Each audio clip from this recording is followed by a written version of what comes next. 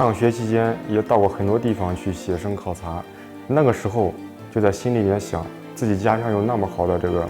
山水资源，那么多古村落，这个河流，这是一个天然的写生基地。如果自己哪一天有能力的话，再回到家乡开一个写生基地，那该是多好的一件事。然后在2016年，就是下定决心，要回到家乡把这个事给做成。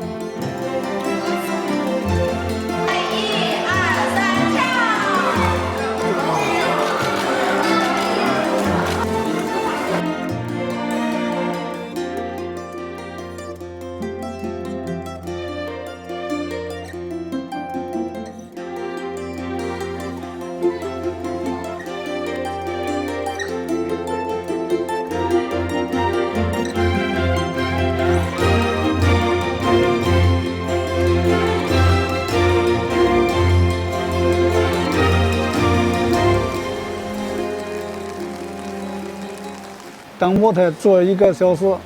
那都是50块，1个月都是15、16次，这样我是在村里边有保洁员，对我收入是很可观。